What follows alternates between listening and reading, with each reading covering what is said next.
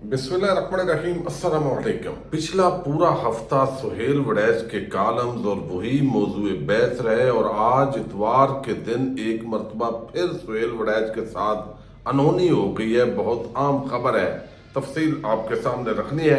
अलीमा खान के बेटों की गिरफ्तारी हुकूमत और इदारों को उल्टी पड़ गई है। आज डॉन अखबार ने बहुत आम इंकशाफ किया है और आम तजदिया है इदारे के अंदर, वो आपके सामने रखना है। सुप्रीम कोर्ट के तमाम जज जिम्मेदार हैं। ये जस्टिस अतर मिनल्लाह इतने गुस्से में क्यों आए, कहाँ पे उन्होंने गुफ्तगू की है, इसकी डिटेल भी इस वीडियो में आपके सामने रखनी है। उम्मीद है वीडियो आप समाप्त करेंगे और हमेशा की तरह अपने कीमती फीडबैक से जरूर आगाह करेंगे।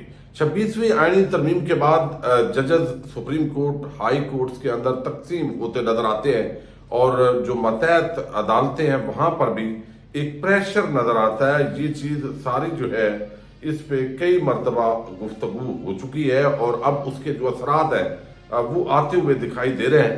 गुज़श्ता रोज जस्टिस अतर मिनल्लाह ने एक बड़ी आम तकरीब है उसके अंदर उन्होंने शिरकत की और वहां पे उन्होंने जो गुफ्तगू की है वो इस वक्त मौजूए बहस है।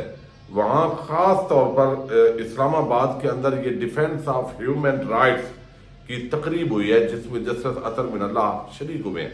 इस वक्त पाकिस्तान के अंदर लापता अफराद का जो मामला है वो बहुत अहमियत अख्तियार कर गया है और अब कहा यह जा रहा है कि जो इंसदाद दहशतगर्दी कानून के अंदर हालिया तब्दीलियां आई हैं जिसके तहत 3 महीने के लिए किसी भी शख्स को हिरासत में सिक्योरिटी फोर्सेस रख सकती है, तो अब उस तरीके से लापता करने की जरूरत पेश नहीं आएगी, बल्कि इस कानून का सहारा लेकर कम अज कम वो कानून के कटहरे के अंदर होंगे। बाकी उनके साथ जो बीतेगी वो बाद का मामला है। तो ये आगे देखते हैं इस पे अब लापता वाला मामला खत्म होता है या नहीं।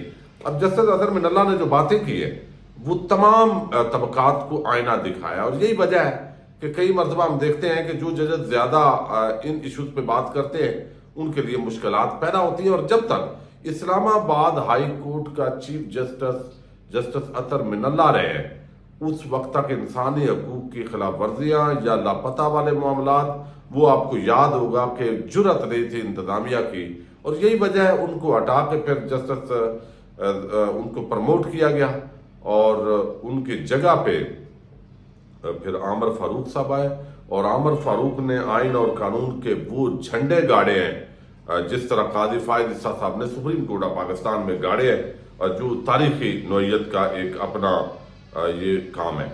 अच्छा, जस्टिस मिनल्लाह ने कहा है कि सच बोलना बहुत मुश्किल है, जो सच बोलता है उससे सबसे ज्यादा नफरत की जाती है। वकला तहरीक का किरदार जमहूरियत और आइन की बहाली का था। वकला तहरीक ने शहरियों की बड़ी तादाद को अपनी तरफ राग़ब किया। अब एक जज जो है वो अब क्या कह सकता है ना, इससे ज्यादा वो बोल नहीं सकता। वो वकला को भी आईना दिखा रहा है। फिर उन्होंने कहा गुमशुदगी के केस सबसे ज्यादा मुश्किल होते हैं। रियासत का काम अपने बच्चों की हिफाजत करना है। मैंने मिसिंग पर्सन केस का जब पहला फैसला दिया जिसके असरात 4 साल तक मुस्बत रहे, अपने अफसर को कहा कि अपने इलाके में मिसिंग पर्सन केस को बर्दाश्त नहीं कर सकता। सरकार का काम एहतसाब करना है, सबकी हिफाजत करना है। आईनी अदालत की को 24 घंटे खुले रहना चाहिए। मैंने फैसले में कहा मिसिंग पर्सन केस में किसी सरकारी अफसर के साथ नरमी नहीं दिखाई जाएगी। तो ये अब जजेस को भी वो आईना दिखा रहे हैं कि उनको भी कुछ ना कुछ जो है ना वो देखना चाहिए। लेकिन एक बंदा जब जज के ओहदे पे होता है तो वो इशारे किनाए के अंदर बात ही करता है, आईने दिखा सकता है। फिर उन्होंने कहा कि अगर रियासत गुमशुदा केसेस में मुलव्वस हो तो अदालतें कुछ नहीं कर सकती। सुप्रीम कोर्ट का हर जज पाकिस्तान में बुनियादी हकूक की खिलाफ वर्जी का जिम्मेदार है। ये बात दुरुस्त है, बिल्कुल दुरुस्त है, हर जज जिम्मेदार है। अच्छा, फिर बलूचिस्तान की बच्चियां खवातीन सड़कों पर रुल रही हैं, हमें शर्म आनी चाहिए। अब ये वो किसको कह रहे हैं भाई? वो जस्टिस डोगर साहब ने तो कहा है इनको उठाएं, तो शर्म किसको दिला रहे हैं जस्टिस अतर मिनल्लाह? यानी ये बात। फिर उन्होंने कहा कि आवाम का इस्लामाबाद हाईकोर्ट पर एतमाद था یعنی اس کا مطلب ہے کہ اعتماد تھا، ہے نہیں، اور یہ بات شاید ان کا مانا۔ مسنگ پرسن کے متاثرہ شخص نے واپس آ کر بیان دیا کہ شمالی علاقہ جات کی سیر کرنے گیا ہوا تھا۔ سپریم کورٹ کے ہوتے ہوئے بلوچستان کے طلبہ نے اسلام آباد ہائی کورٹ سے رجوع کیا۔ بلوچستان کے طلبہ جب میری عدالت آئے تو مجھے سمجھ نہیں آئی کیا کروں۔ بلوچستان کے طلبہ کا کیس میری عدالت کے دائرہ اختیار میں نہیں تھا۔ بلوچستان ہر شہری کے لیے عام صوبہ ہے۔ اچھا، پھر وہ کہتے ہیں کہ 26ویں آئینی ترمیم میں آرٹیکل 184 میں ترمیم نہیں کی گئی۔ عدالتوں کے لیے مشکل ہوتا تھا جب سرکار تعاون نہ کرے۔ آئین کے مطابق سرکار کی جانب سے تعاون نہ کرنے پر وزیر اعظم وفاقی کابینہ ذمہ دار ہے۔ یعنی آپ 184(3) کے تحت وہی کاروائی کر سکتے ہیں، آج خود نوٹس لے سکتے ہیں، لیکن آپ کو سانپ سونگا ہوا ہے۔ اب یہ بات پتہ نہیں وہ سمجھانا چاہ رہے ہیں کہ بھئی اس پہ آپ خاموشی ہو گئے ہیں، جہاں پہ جو ہوتا رہے آپ خاموش۔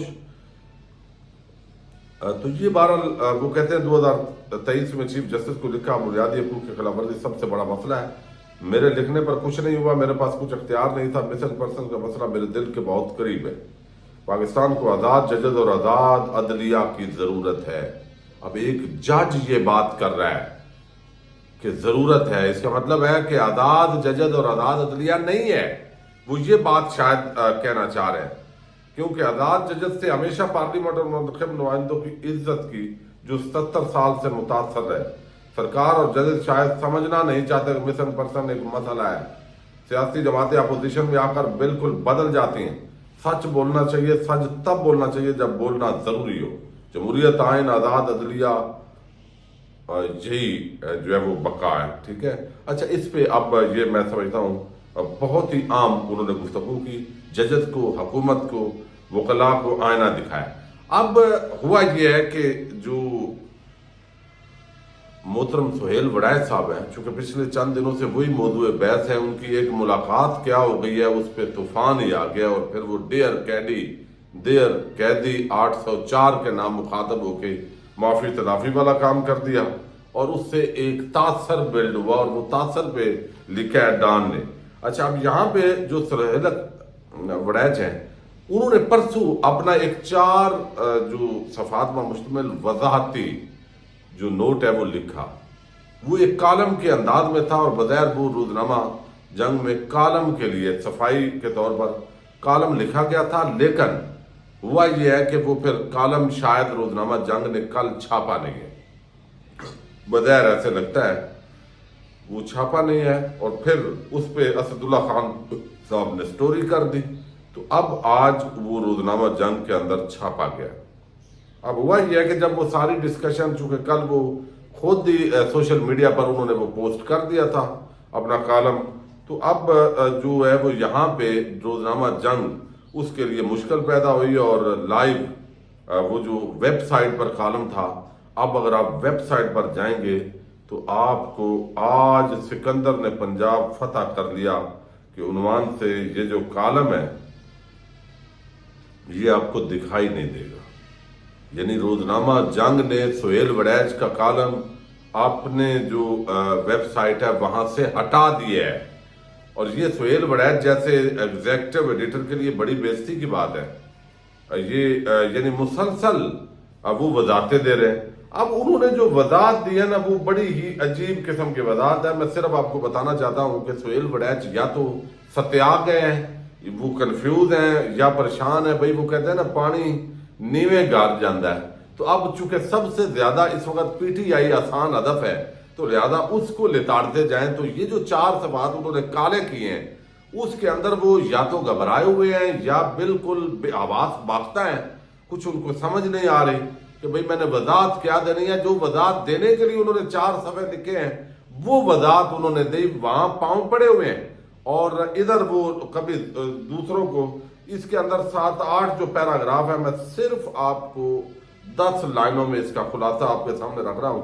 پیراگراف نمبر 1 ہے، وہ کہہ رہے ہیں زلفی بخاری اور تحریک ناف سوشل میڈیا ایکٹیوسٹ پر انہوں نے طنز و تنقید کی ہے، اور عظیم اپنی جو صحافت ہے اس کی وہ تعریفیں کر رہے ہیں۔ دوسرے پیراگراف میں D G I S P R کو مؤدبانہ صفائیاں دے رہے ہیں۔ کالم میں معافی پر جو لکھا، وضاحت میں اس سے فرار کی ناکام کوشش کی۔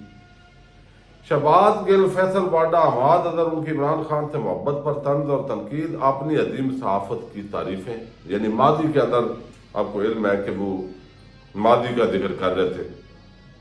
جنرل ضیاء جنرل مشرف کے غصے کا نشانہ بننے کے قصے، اپنی عظیم صحافت کی تعریفیں، یہ 4 نمبر پیراگراف۔ 5ویں پیراگراف میں انہوں نے صفائی دی ہے جنرل باجوہ کو ناراض کرنے کا کریڈٹ، نواز شریف اور عمران خان کے ہاتھوں برابر مجرم قرار پانے کا دعویٰ، اور اپنی عظیم صحافت کی تعریفیں۔ پیراگراف 6 میں وہ لکھتے ہیں مخالفین پر اپنی خبر کا مطلب سمجھنے کا الزام، مسئلہ اعظم نظر آنے کی کوشش، یعنی بندے ساریاں دا دماغ خراب ہو گیا۔ یعنی وہ کہتے ہیں میری تحریر ایسی ہے کہ سب کا دماغ خراب ہو گیا، وہ الٹا سوچ رہے ہیں۔ کمال ہے بھائی، کمال ہے آپ کا۔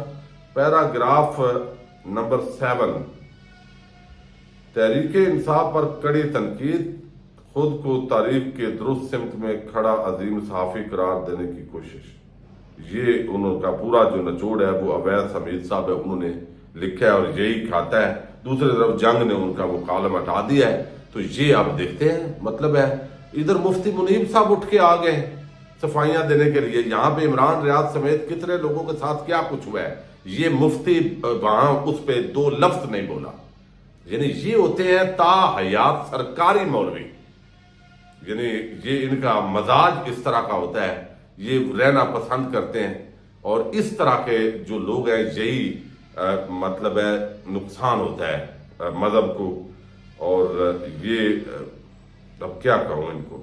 اچھا، دوسری طرف جو ہے وہ علیمہ خان کے جو بیٹے ہیں ان کی جو گرفتاری کی گئی ہے، اس پہ ڈان اخبار نے آج ایڈیٹوریل پیج کے اندر بہت کچھ لکھا ہے، اور انہوں نے کہا ہے کہ یہ اگر ڈھاک بٹھانے کے لیے کیا گیا ہے کہ بھئی ہماری پالیسی نہیں بدلی 9 مئی پہ، تو پھر بھی یہ آپ اس میں نقصان کر بیٹھے ہیں۔ یہ جو گرفتاری کی ہے اس پہ لکھتے ہیں کہ اگر عمران خان کے بھتیجوں یعنی بھانجوں کی گرفتاریوں کا مقصد یہ دکھانا ہے کہ 9 مئی کے حوالے سے ریاست کا موقف تبدیل نہیں ہوا، تو یہ اپنی بات منوانے کا ایک نقصان دہ طریقہ ہے۔ یعنی وہ کہتے ہیں کہ گرفتاریوں سے نقصان عمران خان تو مزید مظلوم ان کی فیملی ہوئی ہے، اور ان کو ہمدردیاں ملی ہیں عوام سے، اور آپ اپنا نقصان کر رہے ہیں اس طرح کے کام سے۔ سخت رویہ عموماً قابو پانے کے بجائے بے بسی کی نشاندہی کرتا ہے۔ یہ ڈان اخبار ہی ایک بچا ہوا ہے اس ملک کے اندر جو کچھ نہ کچھ اصلاح کی کوشش کرتا رہتا ہے، سب ارباب اختیار کی بھی۔ تو وہ کہتے ہیں کہ سخت رویہ عموماً قابو پانے کے بجائے بے بسی کی نشاندہی کرتا ہے، اس سے متاثرین کو عوامی ہمدردی بھی حاصل ہوتی ہے۔ اگر ریاست 9 مئی کے احتجاج کو عبرت کا نشان بنانا چاہتی ہے تو اسے طاقت کے استعمال کے بجائے ثبوتوں اور مضبوط قانونی دلائل پر انحصار کرنا چاہیے۔ یہ بہت عام پوائنٹ جو ہے، وہ کہتے ہیں نا دریا کو کوزے میں بند کر دیا ڈان اخبار نے، کہ یہ جس بھی زاویے سے دیکھا جائے سابق وزیر اعظم عمران خان کے 2 بھتیجوں کی حالیہ گرفتاری سمجھ سے بالادر ہے۔ Human rights commission of Pakistan نے نشاندہی کی ہے کہ انہیں کیوں گرفتار کیا گیا، اور اب پہلے کیوں گرفتار نہیں کیا گیا، اور اب کیوں۔ کسی بھی غیر جانبدار مبصر کے لیے یہ سمجھنا مشکل ہے کہ یہ گرفتاریاں واقعے کے 27 ماہ بعد ایک ایسے وقت میں کیوں کی گئی جب دیگر ملزمان کے مقدمات یا تو طویل عرصے سے چل رہے ہیں یا پہلے ہی مکمل ہو گئے ہیں۔ خاندان کی نشاندہی کی ہے کہ شاہریز 9 مئی 2023 کو لاہور کے جناح ہاؤس میں ہونے والے تشدد کے قریب بھی نہیں گیا۔ در حقیقت ان کے خاندان نے تصاویر شیئر کی ہیں کہ وہ چترال میں تھا، تو وہ ساری ڈیٹیل اس کے اندر لکھی ہے۔ وہ کہتے ہیں اگر ریاست 9 مئی کے احتجاج کو عبرت کا نشان بنانا چاہتی ہے تو اسے طاقت کے استعمال کے بجائے ثبوتوں اور مضبوط قانونی دلائل پر انحصار کرنا چاہیے۔ یہ تفصیلی ایڈیٹوریل پیج ہے روزنامہ ڈان کا، بہت ہی زبردست اور بہت ہی اصلاحی۔ اب کون کتنی اصلاح لیتا ہے وہ معاملہ جو ہے وہ دیکھا جائے گا۔ پاکستان زندہ باد۔